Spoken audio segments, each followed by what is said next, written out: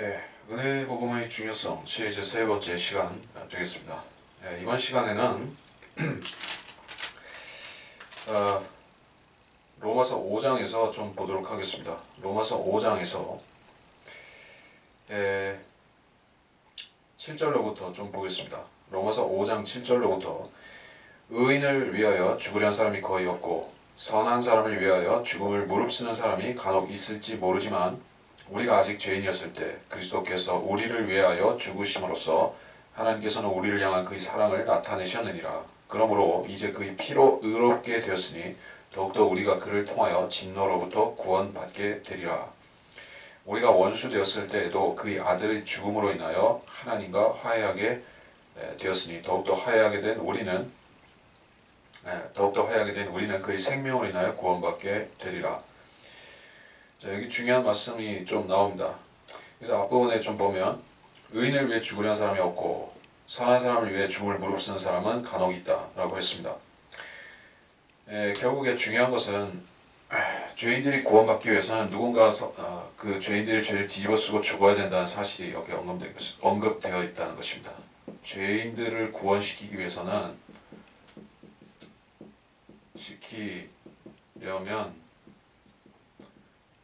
즉 소위 말해 희생양이 필요하다. 희생양이 필요한 것이에요. 이런 개념은 모든 종교, 모든 그 사람들의 종교 개념들 안에 다 있죠. 그래서 옛날에 고대 시대 왕들은 그 가뭄이 들거나 흉년이 들고 이렇게 하면은 왕이 책임이 있다고 하고 그 백성들은 왕을 지탄하고 그렇게 했었죠. 지금도 물론 나라에 우환이 생기면 정치 지도자들이 먼저 하늘의 뜻을 거슬렀다 이렇게 지적을 받기도 하는 것이요. 옛날에는 기우제를 지내고 했었죠. 그런 식으로 죄인들을 구원시키려면 하나님께서는 누군가 한 사람의 대속자를 요구하시는 것입니다. 그래서 구약시대에 완전한 하나님의 대속자는 없었지만 하나님께서는 종종 어떤 사람들을 부르셨죠. 백성들을 대표하는 사람을 부르셨던 것이요. 그런 사람 중에 족장 아브라함이 있었죠. 그리고 또한 대표적인 사람 중에 다윗 왕이 있었습니다. 이런 사람들은 또 이 중간에 모세가 빠졌죠. 이런 사람들은 중보자 구실을 하나님과 백성들 사이에서 중보자 구실을 했었던 것이요. 특별히 모세는 그 율법을 수여받았던 사람으로서 하나님과 백성 사이에서 직접적인 중개자 역할을 했었고 모세 자체가 자기 뒤에 나타날 예수님을 예언하기도 했었던 것입니다. 나와 같은 선지자가 나타날 것이다 이렇게 얘기했던 것이요. 그래서 예수님이 결국 오셔서 모세나 아브라함이나 다윗이나 다른 선지자들이나 왕들이 하지 못했던 이 중요한 일을 하셨었죠. 예수님께서 하신 그 중요한 희생양으로서의 과업은 하나님의 피를 흘려주신 것이요. 하나님의 피. 구약시대에는 제사장들이 동물 제사를 통해서 그 죄인들이 죄를 일시적으로 용서받고 일시적으로 덮었죠. 그러나 그 효과는 죄사함의 효과는 영원히 지속되지는 못했던 것이요. 그래서 죄인들이 하늘에 올라갈 수 없었던 상태에 있었는데 이제는 그 신약시대가 되면서 하나님의 피가 예수님이 죽으심으로써 흘려진 것입니다. 그래서 그리스도께서 경건치 아니한 자들을 위해 죽으셨고 6절에서 그렇고 7절에서는 주님께서는 죄인들을 위해서 죽으셨다 하는 사실을 강조하고 있습니다. 의인을 위해서 죽으신 것이 아니라 8절에서 우리가 아직 죄인이었을 때 그리스도께서 우리를 위해 죽으셨다. 구약시대에는 죄인이라고 할 때는 죄를 많이 짓는 사람이에요. 구약의 죄인, 죄 많이 짓는 사람, 즉 감옥에 가는 죄인이나 강도, 살인자 이런 사람, 죄 많이 짓는 자였는데 신약에는 바뀌어진 것입니다. 죄를 많이 짓건 적게 짓건 다 죄인, 모든 사람 날 때부터 죄인. 자, 이 개념이 새로 생겼다는 건 아니에요. 날 때부터 죄인이라는 것이 강조된다는 것이에요. 구약시대에도 물론 사람들이 기본적으로 사람은 태어날 때부터 죄인이라는 걸 모르지는 않았습니다. 모르지는 않았지만 하나님께서 율법을 주시고 그 율법을 통해서 죄들을 그 어떤 죄인들은 그 다른 죄인들보다 더 가혹하게 다루신 것이요. 그래서 사람들은 죄 많이 짓는 자는 율법적으로 죄인이라고 한 것입니다. 그렇게. 그러나 지금은 율법에서 규정하는 그 죄인으로서 세상에서 말하는 또는 율법에서 말하는 그러한 행위적인 죄를 짓는 것뿐만이 아니라 마음으로 짓는 모든 것 이런 죄들까지도 포함해서 죄인이라는 것이요. 그러면 아무도 예외가 될 수 없다. 그래서 우리가 아직 죄인이었을 때라는 것은 태생적인 죄를 지을 수밖에 없고 죄인으로 태어난 그러한 사람들, 즉 모든 세상 사람들을 우리를 위해서 그리스도께서 죽으셨다는 것입니다. 예수님께서는 유대인만을 위해 죽으신 것도 아니고 또는 선하게 살고자 애쓰는 그런 종교인들을 위해서 죽으신 것도 아니라는 것입니다. 그래서 주님께서는 바로 당신을 위해서 죽으셨다라고 복음에서 우리가 강조하는 성경대로 믿는 사람들이 복음을 전할 때는 항상 그렇죠. 예수님은 바로 당신을 위해서 죽으셨다. 왜냐하면 당신이 의인이 아니고 지금도 그 죽을 수밖에 없는 죄인으로서 구세주를 필요로 하는데 하나님께서는 의인을 위해서 죽으신 것이 아니라 당신을 위해서 죽으셨다라는 것을 메시지를 전하는 것이요. 그러면 그 사람이 내가 죄인인가 아닌가를 분간할 수 있는 양심이 있다면은 자기가 죄인인 걸 시인하고 구원을 받는 것이요. 사람이 없고 선한 사람 위해 죽음을 무릅쓰는 사람이 간혹 있을지 모르지만 우리가 아직 죄인이었을 때 우리를 위해 죽으심으로써 하나님께서는 우리를 향한 그의 사랑을 나타내셨느니라. 자, 과거형으로 되어 있죠. 하나님의 사랑은 자, 이 주제를 얘기함에 있어서 조심할 필요가 있는 것입니다. 사랑이라는 말 자체가 현대 사회에서 특별히 잘못된 쪽으로 많이 남용되고 있기도 하거니와 육신적인 사랑 또 세상적인 사랑 그런 쪽으로 남용되기도 하거니와 또 하나님의 사랑을 외치는 교회들도 이 사랑을 분별 없이 적용하기 때문에 그렇습니다. 죄인들에게 하나님은 당신을 사랑하신다라고 말하면은 죄인들은 우쭐하게 만들 수 있는 것이요. 사실 하나님의 사랑은 조건이 딸린 사랑인 것이요. 조건. 예수 그리스도 안에 있는 것이요. 예수 그리스도 밖에는 하나님의 사랑이 없습니다. 오히려 헤이트, 하나님의 증오, 하나님의 저주가 있는 것이요. 하나님께서 이렇게 나눠 놓으신 것입니다. 그래서 예수님 안으로 들어온 사람은 하나님의 사랑을 흠뻑 느끼면서 받으면서 향유하면서 살 수 있겠지만은 예수 그리스도 밖에 있는 사람에게는 하나님의 사랑은 일절 기대할 수 없다는 뜻인 것이요. 그래서 여기서 나타내셨느니라 라고 과거형으로 쓰신 것이요. 하나님의 사랑은 어디에 부어졌습니까? 십자가에 통째로 부어진 것이요. 우리는 지금 우리가 여기 살고 있어요. 21세기라는 라오디케아 시대에 살고 있죠. 주님은 여기 죽으신 것이요. 하나님의 사랑은 여기에 부어진 것입니다. 여기 있는 사람, 여기 있는 사람, 여기 있는 사람, 여기 있는 사람, 여기 있는 사람은 다 이 사랑을 여기로 영적으로 가서 우리도 영적으로 다 여기로 가서 하나님의 사랑을 여기서 받는 것이요. 구원의 현장은 갈보리 십자가라고 우리가 왜 말을 하는 것입니까? 갈보리 십자가. 우리 앞에 십자가인 게 아니라 갈보리 십자가로 우리가 영적으로 가야 되는 것이요. 예수님을 구주로 영접할 때 우리는 갈보리 십자가 앞으로 가야 되는 것입니다. 왜냐하면 거기에 하나님의 사랑이 거기에 다 부어졌기 때문에 죄인들에 대한 세상 멸망할 수밖에 없는 세상 죄인들에 대한 하나님의 사랑이 여기에 있습니다. 여긴 없고 여긴 없고 여긴 없는 것이요. 여기에는 마귀가 있는 것입니다. 또한 세상밖에 없는 것이요. 세상 죄인들의 그런 너절한 그런 세상적인 사랑이죠. 그러나 하나님의 사랑, 죄인들을 구속하기 위해서 자신을 주신 그 사랑은 우리가 갈보리 십자가로 가야 만날 수 있다는 뜻입니다. 과거형이 얼마나 중요한지 아십니까? 지금도 하나님은 세상을 사랑하십니다.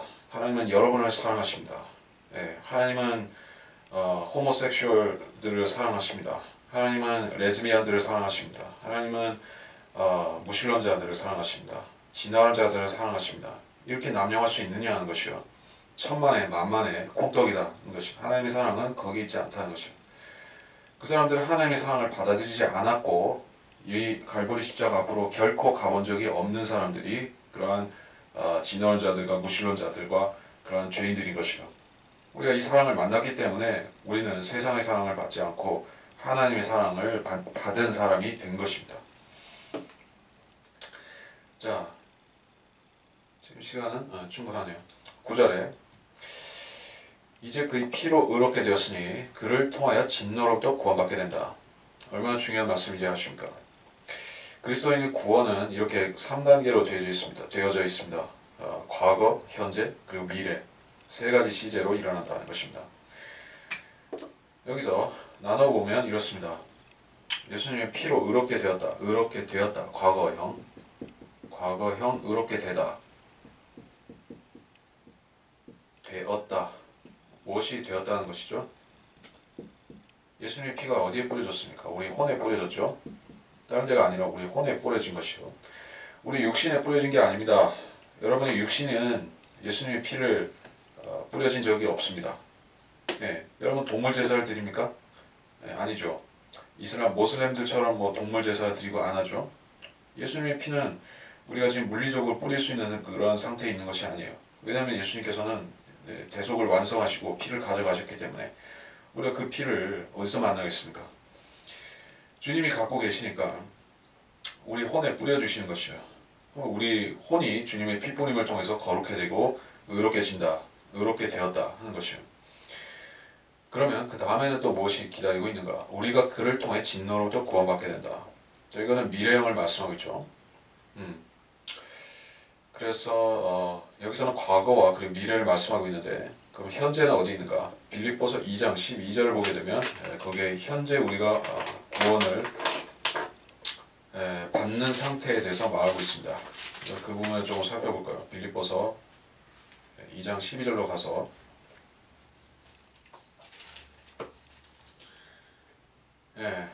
이것도 아주 논란이 되고 또 많이 실족시키는 그런 구절인데 빌립보서 2장 12절에 보면 이렇습니다. 그러므로 나의 사랑하는 자들아 너희가 항상 복종했던 것처럼 내가 있을 때뿐만 아니라 내가 없는 지금도 더욱더 두려움과 떨림으로 너희 구원을 온전히 이루라. 여기 구원을 이루라는 말이 나오면서 또 두려움과 떨림으로 이루라고 했기 때문에 행위 구원을 가르치게 된 것이요. 많은 사람들이. 그러나 그 뜻이 아니라 여기서는 순종하라. 어떤 그 간증을 지키고 그리스도인으로서 선하게 살라는 것이요. 그리스도인으로서 선하게 사는 방법은 결국에 하나님 말씀에 순종하고 살라는 뜻이기도 한 것이요. 그거는 과거에 받은 우리가 혼이 예수님의 피 뿌림으로 구원받게 된 그 사실을 말하는 게 아니라 지금 우리 육신을 가지고 사는 동안에 어떻게 살아야 된다 하는 그 부분이죠. 그것도 하나의 구원으로 치는 것이요. 우리가 현재 육신 안에 사는 삶이 구원받은 사람답게 살지 못하고 있다면 그는 우리가 구원의 그런 우리가 구원받은 사람의 그런 충만한 삶을 살지 못하고 있다는 뜻이기도 하고 그러면 현재 우리가 구원을 향유하지 못한다는 뜻입니다. 그래서 현재도 중요한 것이에요. 현재라는 시제도 중요한 것이에요. 구원에 있어서. 그리고 궁극적으로는 미래적인 것이 그 구원의 미래적인 부분을 따져야 되는데 미래적인 것은 무엇인가? 어려운 것이 아니죠. 결국 우리가 몸이 부활하는 것을 말하는 것이에요. 진노로부터 구원받게 되리라. 자, 진노, 죄인들에 대한 진노, 하나님의 진노는 여러 가지가 있죠. 지옥불, 또는 불못, 그리고 이 지상에서 뭐 전쟁이라든지 전염병이라든지 이런 진노도 있고, 그걸 요약하자면 환난, 그 킹제임스 성경에서 구분했으니까 우리가 아니면 대환란, 대환란이라는 것도 있죠. 하나님의 진노는 궁극적으로는 이걸로 나타나겠지만 현 세상에서는 여러 가지 환난들로 나타나고 앞으로 올 시대에는 대환란이라는 것으로 또 특정 7년이라는 시대가 또 있고 이게 하나님의 진노가 퍼부어지는 그런 장을 말하는 것이요. 그래서 우리가 그를 통하여 구원받게 된다. 미래로 말씀하고 있는 부분이죠. 앞으로 그렇게 된다. 앞으로 그를 통하여 진노로부터 구원받게 되리라. 앞으로 죄인들에게 퍼부어질 진노는 두 가지뿐이죠. 죄인이 최종적으로 지옥불이나 불못에 불타게 되는 그 부분, 또는 대환란에 들어가서 이 지상에서 생지옥을 경험하는 그런 부분, 그 두 가지 진노는 이제 거듭난 사람의 미래에는 없다는 것이요. 우리의 그 거듭난 사람의 미래에는 이런 부분이 끼어들 수 없다. 지옥에 갈 일도 없고 대환란에 처할 일도 없기 때문에 우리는 이 진노에서는 면제된 것이요. 그러나 지금 현 세상을 살면서 일시적인 환난을 겪을 수는 있고, 그러나 이것은 하나님께서 우리에게 진노를 퍼부으시는 것은 아닙니다. 이거는 징계와 연단인 것이죠. 사실상 이걸 진노라고 말하기는 그렇고 징계와 연단이죠. 그래서 우리는 대환란을 통과하지도 않고 지옥불에 들어가지도 않는 것입니다. 그래서 19절에서는 그를 통하여 진노로부터 구원받게 되리라. 이제 혼이 예수님 피로 의롭게 된 그 사람은 지금 현생을 어떻게 살다가 끝마치든지 간에 결국 그는 지옥에 가지도 않고 또는 대환란에 들어가거나 이럴 일도 없다는 것이요. 의미가 확실하죠. 우리의 몸은 진노로부터 구원받게 될 것입니다. 직접적으로 우리한테 적용하자면은 우리는 지금 이 시대 끝에 살고 있으니까 교회 시대 끝에 살고 있죠. 교회 시대도 끝이 있는 것입니다. 교회 시대의 끝. 요한계시록에서는 라오디케아 시대라고 하는 그 시대, 7교회가 있는데 그 마지막 시대, 우리가 끝에 살고 있습니다. 그래서 이 시대에 살고 있는 그러한 거듭나지 못한 기독교인들은 확실히 그들 중에 대부분이 거듭나지 못하고 진노, 즉 앞으로 예정된 대환란으로 들어가게 될 것이요. 그런데 거듭난 크리스찬들은, 여러분이 거듭난 크리스찬에 속했다고 하면 여러분은 여기 대환란에 들어가지 않을 것이다. 진노로부터 구원받게 되리라. 왜냐하면 여러분은 대환란이 시작되기 전에 주님께서 휴거시킬 것이기 때문에, 셋째하늘로 데려가시기 때문에 절대로 대환란에 들어가지 않는다. 그래서 진노로부터 구원받게 되리라는 그 말씀을 주셨다는 것이에요. 이해가 되실 것입니다. 그래서 10절을 마저 살펴보고 이번 강의를 마치겠습니다. 10절, 우리가 원수 됐을 때도 그의 아들의 죽음으로 인해 하나님과 화해하게 되었다는 것입니다. 원수 되었다. 이 의미를 대충 넘겨서는 안 되는 것이요. 원수라는 것은 이가 갈리게 미워하고 증오하고 원수 되었다. 같은 하늘 아래에 숨쉬고 살기 힘들 정도로 미워하는 그런 상태를 말하는 것이요. 하나님께서는 구원받기 전에 여러분을 그냥 싫어하신 것이 아니라 증오하시고 원수 삼으셨던 것이요. 따지고 보면 여러분 자신도 하나님을 잘 몰랐다 할지라도 죄인된 본성 자체가 하나님을 원수로 여기고 있었던 것이요. 많은 사람들이 하나님을 원수로 여겨야 될 이유가 사실 없음에도 그 복음을 들었을 때 많은 사람들이 마치 하나님을 원수 대하듯이 그렇게 대하고 또 복음을 거절하고 하는 것이요. 이상하죠. 왜 하나님이 그 죄인들에게 원수가 되었을까요? 뭐 하나님께서 잘못하셔서 원수가 된 것일까? 아니면은 본성적인 문제가 있어서 그 사람이 하나님을 원수 삼았을까요? 사람과 하나님이 원수된 것은 결국에 인간 안에 있는 죄 때문에 원수가 된 것이요. 죄 때문에. 죄가 없으면 사람은 하나님과 화해할 수가 있습니다. 예수님은 우리 죄를 제거하기 위해서 죽으셨죠. 죄가 제거되면 우리는 하나님과 화해하고 또 화해하게 됨으로써 우리가 원수 상태에서 친구나 또는 가족으로 바뀌게 되는 것이요. 여기 말씀하는 우리가 원수 되었을 때라고 하는 것은 거듭나지 못했고 하나님을 알지 못하는 자연인의 상태에 그때를 말하는 것입니다. 그러다가 그의 아들이 죽음으로 인해 하나님과 화해하게 되었다.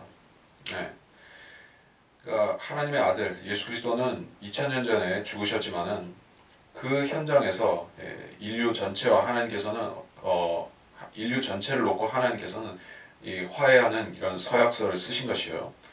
그 사인을 하시고 그게 유효하게 되었는데 단지 필요한 것은 하나님은 화해 서약서에 사인하셨는데 거기에 사람들이 자기 사인을 해야 되는 것이요. 하나님은 화해하셨고 이제 나도 하나님과 화해하겠다는 자신의 사인, 자신의 도장을 찍어야 되는 것입니다. 그게 믿는다는 것입니다. 예수님을 구주로 믿는다. 그렇게 하면 상호 하나님과 사람과 상호 간의 화해가 성립되는 것이요. 항상 그렇죠. 여러분이 친구나 가족과 싸웠어요. 형제와 싸웠어요. 자매와 싸웠어요. 싸웠는데 나 혼자 화해한다고 선언하면 화해가 성립이 됩니까? 예, 화해라는 것은 화해라는 것은 쌍방이 동의해야 되는 것이요. 쌍방이 동의해야지 성립이 되는 것입니다. 한쪽만 화해한다고 손을 내밀어서는 화해가 될 수가 없습니다. 그러니까 하나님께서는 여러분과 화해하시겠다고 손을 내미셨고 화해하기 위한 모든 여건을 마련해 놓으셨고 완성하셨는데 정작 여러분이 하나님과 화해하지 않겠다고 계속 손을 뒤로 빼고 있다고 하면 여전히 여러분 편에서는 하나님을 원수 삼고 살고 있는 것이요. 그것이 하나님이 죄인들과 화해하셨음에도 죄인들이 구원을 못 받고 지옥에 가는 이유가 바로 거기에 있는 것입니다. 그래서 여기서 하나님과 화해하게 되었으니 자기가 여러분이 손만 내밀면 하나님과 화해할 수 있는 그러한 상태가 되었다는 말씀인 것이요. 이제 화해하게 된 우리는 그의 생명으로 인하여 구원받게 되리라. 여기서 우리는이라고 했을 때 우리는 이미 이렇게 화해하고 구원받은 사람을 말하는 것이죠. 10절에서 그의 생명으로 인하여 구원받게 되리라. 자, 일반 세상 사람들 간에 서로 싸웠다가 화해하는 것은 주로 그 관례가 있죠. 그러니까 어떤 그 국가가 전쟁을 벌였다가 이제 화친하겠다고 하면은 그냥 화친하진 않죠. 선물을 주고받고 그렇게 합니다. 그리고 상대편의 그 포로들을 석방하고 포로 교환을 하고 이렇게 하는 것이요. 화해를 위한 징표가 필요하다는 얘기인 것입니다. 부부싸움을 해도 화해할 때 그냥 말로만 화해하는 것이 아니라 선물 공세를 한다든지 그렇게 하는 것이요. 사람 간의 화해도 선물, 징표 이런 것들이 따르는 것이요. 그래야지 이 화해를 확실히 입증할 수 있다는 것입니다. 그래서 하나님과 우리가 화해했다는 확실한 증거가 있는데 그것은 우리가 그의 생명으로 인해 구원받는다는 그 부분인 것입니다. 자, 하나님께서는 말로만 우리와 이제 너 죄인들과 싸우지 않겠다, 이제 원수 삼지 않겠다고 하나님은 화해 선언만 하신 것이 아니라 실질적으로 우리가 하나님과 화친할 수 있도록 우리 안에 그 새로운 피조물을 창조해서 넣어주신 것이요. 그것이 바로 거듭난 속사람인 것입니다.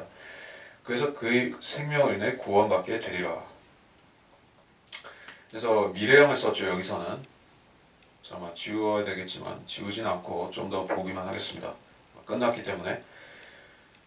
자, 여기서는 아까 과거형을 썼었죠. 이 죽으셨느니라 6절에서 연약한 자들 위해 죽으셨느니라 했었고 8절에서는 사랑을 나타내셨느니라, 또 9절 상반절에서는 우리가 그의 피로 의롭게 되었으니 또 과거형이었었고 계속 과거형이었었다가 여기에서는 다시 미래형으로서 구원받게 되리라 라고 쓰고 있습니다. 또 구원의 미래 시제를 등장시키는 것이 구원의 미래 시제. 미래 시제는 단순합니다. 휴거와 부활 이 부분을 말하는 것이요. 9절 하반절에서도 얘기를 했었죠. 진노로부터 구원받게 되리라. 이 미래형. 이거는 대환란이나 혹은 그 지옥불에서 지옥불에 들어가지 않는 그 미래적인 우리의 구원을 말하는 것이요. 특별히 재림할 때 주님이 공중 재림하실 때 우리가 공중 휴거되는 그 부분이 구원받게 되리라는 이 말씀 안에 포함되어 있는 것이요. 10절에서도 마찬가지로 그의 생명을 인해 구원받게 되리라 하는 것은 이제 우리가 구원을 받았고 하나님과 화해하게 되었고 이 지상 생애를 하나님과 화해한 상태로 살다가 이게 궁극적으로는 주님께서 우리 데리러 오시면 그의 생명으로 인하여, 즉 그 주님께서 부활하셨고 부활하셔서 셋째 하늘로 승천하신 것처럼 우리도 그의 생명을 가졌으므로 부활의 몸을 갖고 셋째 하늘로 가게 되리라, 주님이 계신 그 처소로 가게 되리라 하는 그 부분을 여기서 구원받게 되리라라고 미래형으로 말씀하신 것이에요. 여러분이 이런 짧은 본문, 우리가 5장, 로마서 5장 6절로부터 10절까지 그리 길지 않은 본문을 살펴보면서 의미심장한 말씀들을 발견했죠. 하나님의 사랑은 시도 때도 없이 부어진 것이 아니라 갈보리 십자가로 와서 만나야 된다. 하나님은 우리의 영과 혼과 몸과 그 우리의 과거와 현재 미래까지도 함께 구속하신 것이다. 놀라우신 사랑인 것이요. 그러니까 은혜 복음 안에서 이런 풍성한 메시지를 발견하는 사람이 있는가 하면, 또 어떤 사람은 어떤 자신이 보잘것없는 행위, 종교적인 행위, 선행 이런 것을 의존하고 그걸 통해서 하나님을 기쁘시게 하려고 하는 그런 어리석은 사람에게는 이런 귀한 메시지들이 전부 돌멩이로, 이 다이아몬드 같은 메시지들이 전부 돌멩이가 되어버린 것이요. 그러면 이러한 복음의 말씀들은 그 사람을 구원에 이르게 만들 수가 없다는 것입니다.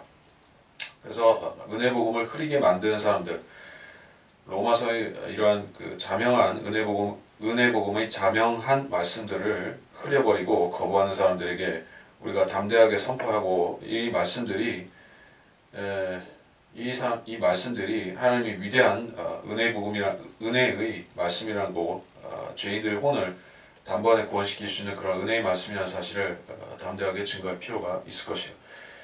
그래서 시간도 되었고 해서 이번 시간은 여기서 마치도록 하겠습니다.